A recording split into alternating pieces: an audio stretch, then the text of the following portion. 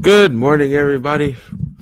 Welcome back to the Journey to Greatness with David McDonald, the GOAT. Day 151 of 365. Morning, Liz. Good morning, Mr. Perico. How's it going?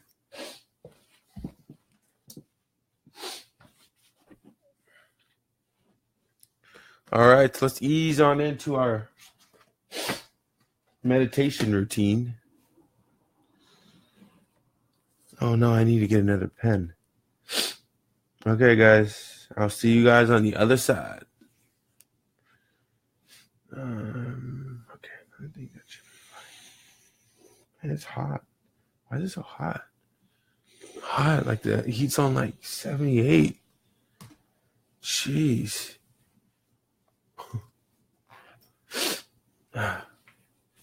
Let's get it. It's really hot.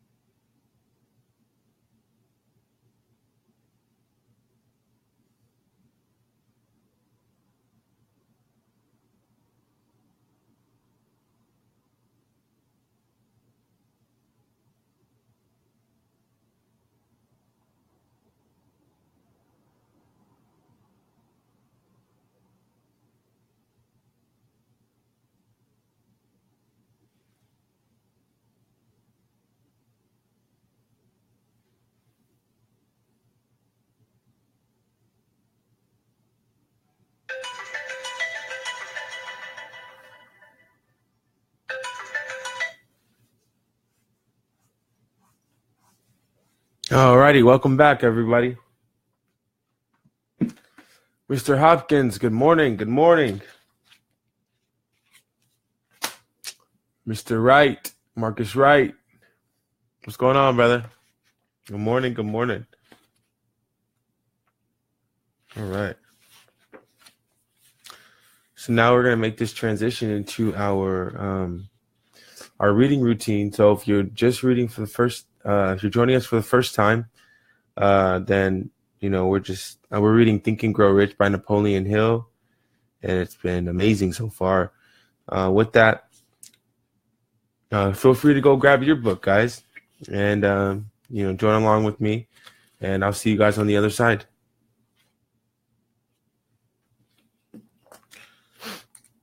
I need to go grab a new pen and a highlighter. I'll be back.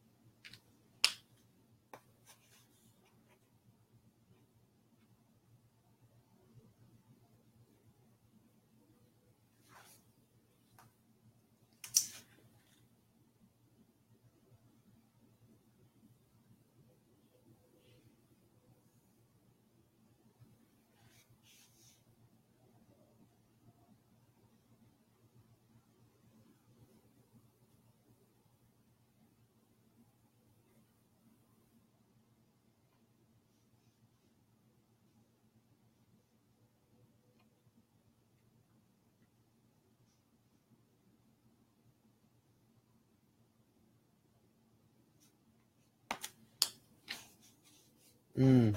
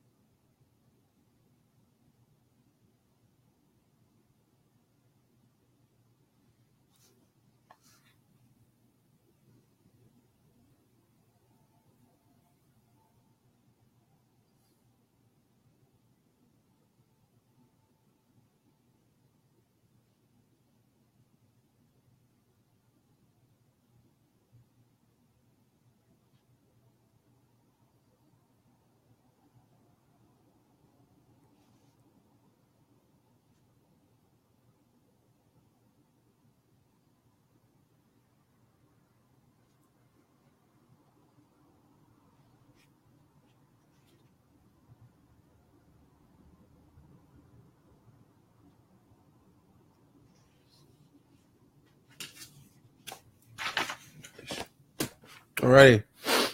So if you haven't already, we're going to segue into our journaling routine. Hey there, Carl. Good morning. How's it going?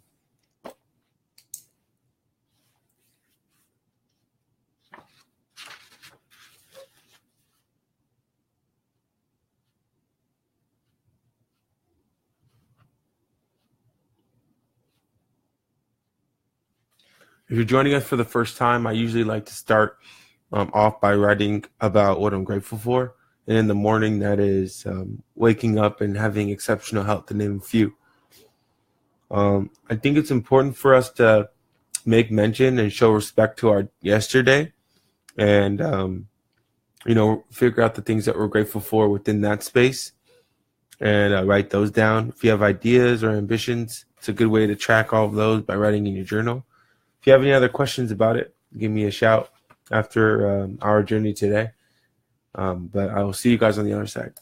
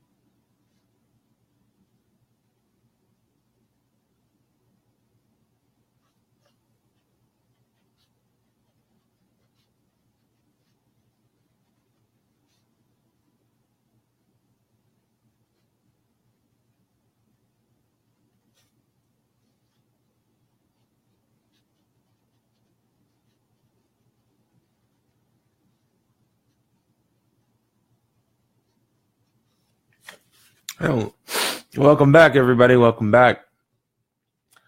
I don't really like this pen. The ink is like struggling to come out, and I got to press down super hard. I should do like a review on pens. That'd be kind of cool. Never seen anybody on YouTube do that. Like, I'm a special fan, especially a fan of pens. But anyway, so that concludes our journey for the day. And hey, Matt, how's it going? Good morning. Good morning. So jumping back to our book. So lately we've been talking about how we can use the energy of sex to transmute our genius and expand our genius. And just to continue on that segue, now more so getting into into another side or a continuation of the theory we were talking about yesterday. The man who is driven by the storm of passion based upon sex desires alone plainly advertises that fact to the entire world by the expression of his eyes and the lines of his face. The emotion of love, when mixed with the emotion of sex, softens, modifies, and beautifies the facial expression.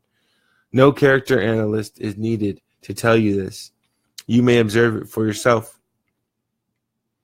The emotion of love brings out and develops the artistic and aesthetic nature of man. It leaves its impressed upon one's very soul, even after the fire has been subdued by time and circumstance. Memories of love never pass. They linger, guide the influence long after the source of stimulation has faded. There is nothing new in this. Every person who has been served by genuine love knows that it leaves enduring traces upon the human heart. The effect of love endures because love is spiritual in nature. The man who cannot be stimulated to the great heights of achievement by love is hopeless. He's dead, though he may seem to live. So, sometimes I have a couple friends who one of their primary struggles is finding love. And they're older, older gents, and they're super, super cool. Hey, Symphony, good morning.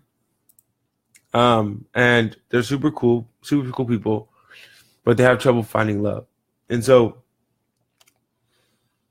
my natural instinct is to be like, hey, when was the last time you wrote her down on a piece of paper?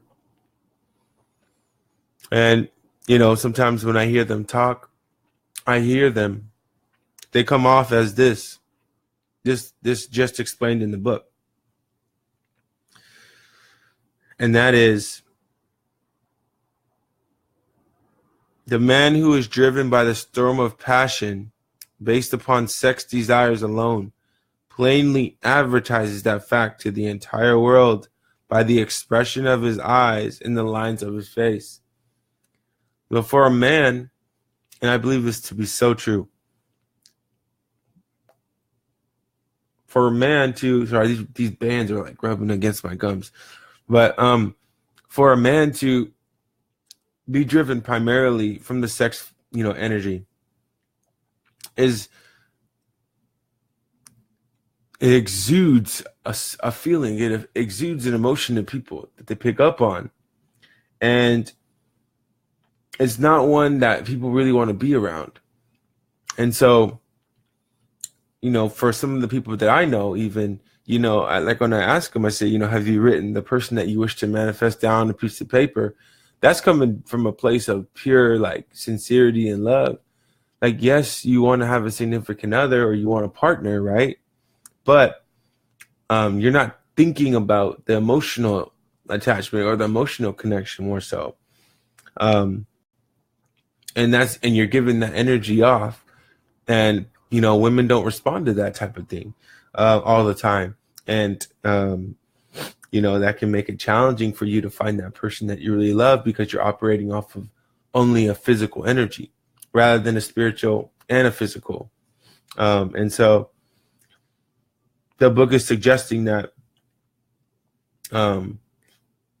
if you focus on love and you focus on the love, the feeling of love, and you take it back to a place where you felt love to a great capacity, and it's that love is burned in your heart, whether you're with that person or not. If you extract from that scenario only the positive, which is that great feeling that you had, and you put that into the universe to manifest for yourself, then naturally the love will come, and so will the physical pleasures of intimacy. And that's interesting because a part of this, actually, I've heard Tony Robbins talk about, at his seminars. If you guys have never went, he has a really powerful exercise where he asks everybody in the audience to stand up, and think about the times of their lives where they're most grateful. Think about, and it's deep. Like, as he's talking, he's like, dig deeper. And he's encouraging you to go back to the things that make you most grateful, that you're most grateful for.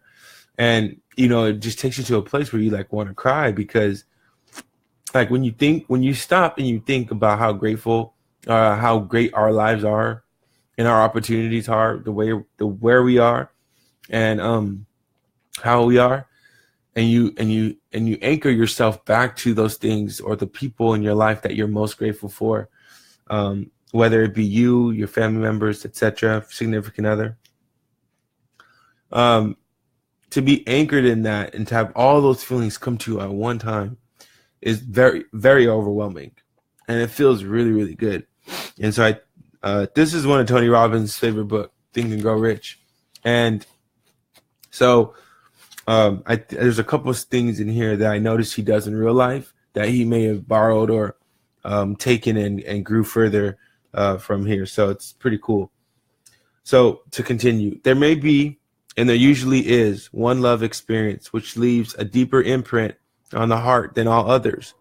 But all love experiences are beneficial, except to the person who becomes resentful and cynical when love makes its departure. Excuse me. There should be no disappointment over love, and there would be none if people understood the difference between the emotions of love and sex. The major difference between the major difference is that love is spiritual while sex is biological. No experience which touches the human heart with a spiritual force can possibly be harmful, except through ignorance or jealousy. Love is without question life's great experience. Hold on one second.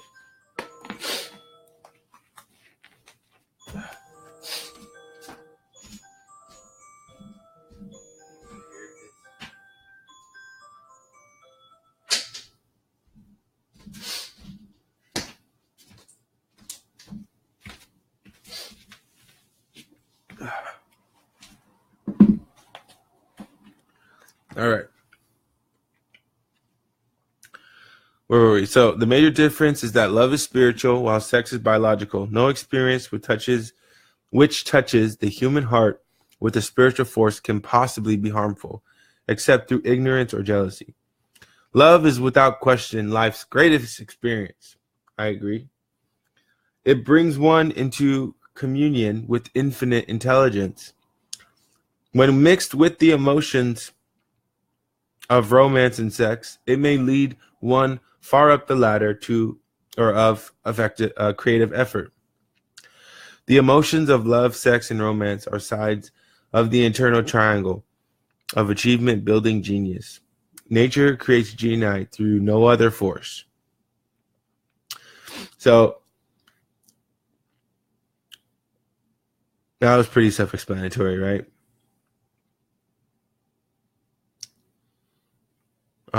Never cling on to relationships of the past that no longer serve you, but extract the love and the beauty behind the reason why you love that person, and use that as leverage to help you in your today's endeavors. The love which one feels in true friendships is not the same that is felt for one's sweetheart, parents, or children, but it too is a form of love. Then there is an emotion of love for things inanimate, such as a love of nature's handiwork. But the most intense and burning of all of these various kinds of love is that experienced in blending of the emotions of love and sex.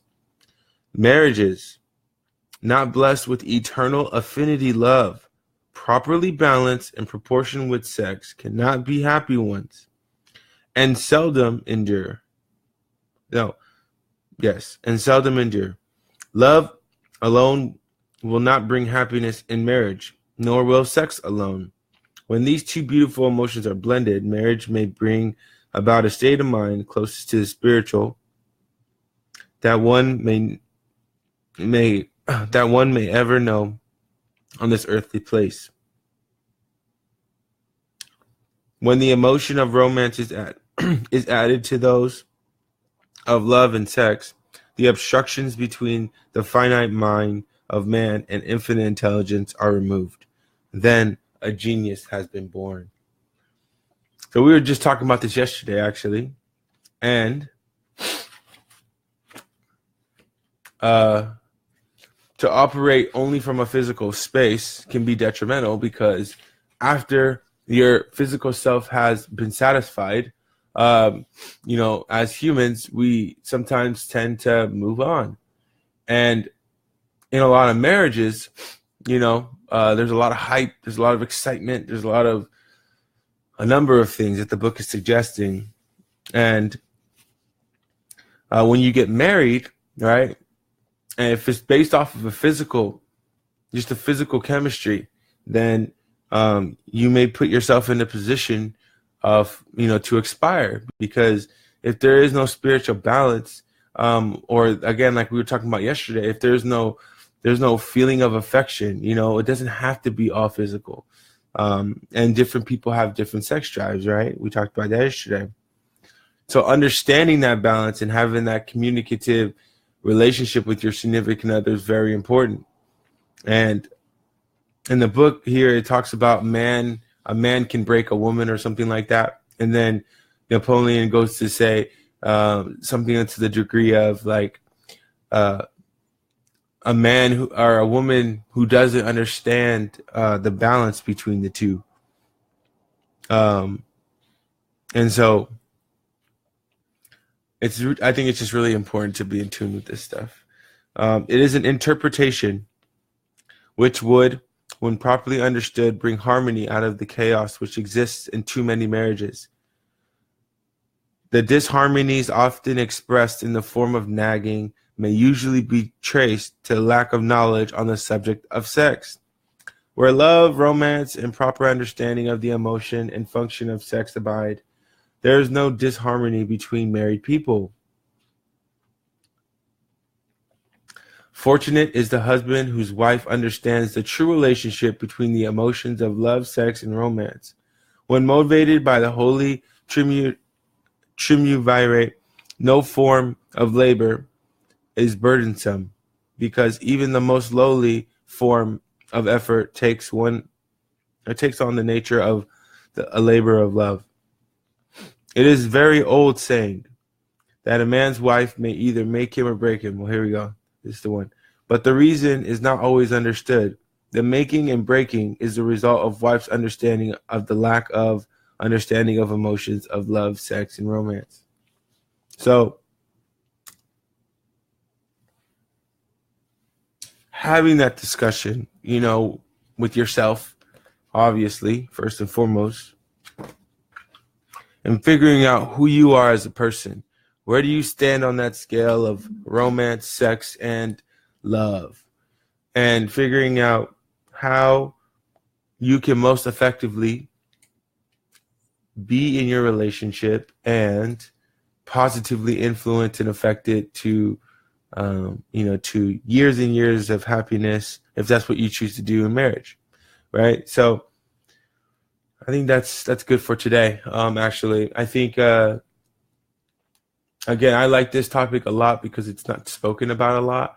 But these are all things that I think that all of us should be mindful of at least. And then to practice it makes it even more powerful, right? So anyway, with that, thank you so much for joining me today. Day 151, we've reached our 5-month mark. Congratulations to everybody out there. That happened yesterday. And we did happen to get one more like on our Facebook page. That's awesome. We have a total of 30 now, and that's exciting. So if you enjoy these morning sessions, it'd be awesome if you could just jump onto the page and just hit that like button. For everybody who is, the author is Napoleon Hill. Think and Grow Rich. For everybody who jumped on the messenger board this morning, thank you. Thank you for, having your presence be known. I really appreciate that. And yeah, man, let's just make it a rock star day. I'm kind of in a place right now where mentally, there's things around me that are happening, and I'm like, where did that thought come from? And so for me right now, like this morning, what's up for me is, I'm seeing these things happen, but it's not my reality. And so what I'm fundamentally doing is changing that reality that I'm experiencing. There's nothing crazy, nothing super bad, right? Everything always comes full circle, but it's just interesting, the energy flow. And so what I'm doing is I'm self-reflecting on the day that the thing happened, right? The successful thing happened. And then now looking at right now, days later, and looking at the change of events, I am retracing those 3 or 4, 5, 6 steps or days that went by. And I'm saying, okay, where was there an error made, or where was there a misthought? Where did this thought come from? And how do I need to correct this thought to change the reality for today and tomorrow and so on? So it's pretty, again, you guys, this is like just a big, it's not a mystery. It's a big puzzle. It's not even hard. It's a big, life is a big puzzle, and the cheat code is like right here in our hand. Like we know every single code to the life game and the life cycle and the life journey. And so it's just interesting to kind of put these things together. And then now you have to put all of those changes of reality, all of those thoughts of reality, the things that the positive things that you see happening, and focusing on those positive things. You put those in the incubator. And then today I'll just pretty much go through my day and all the events will change. And then tomorrow. And if something doesn't happen, this is another thing. If something doesn't happen the way that you wish it to happen right at that moment, even though you've made the mental shift and changed your reality mentally and requested that of the universe, sometimes the higher power is preparing you for something so much bigger. And I could tell you that. And so that's always something to look forward to. So with that, thank you for joining me. Day 151 of 365 with David McDonald, the GOAT. And our website's getting built right now. If you go to YouTube, actually, we have 12 of our videos uploaded. We've been very consistent with that. Shout out to Matt Headley, my brother, for, coming through and just sprinkling your greatness on that. And we have our shirts and our merch coming soon also. And so just be on the lookout for that. That'll all be in the Journey to Greatness page. So with that, have the best day of your life. I love you guys, and thank you for joining me today. Peace.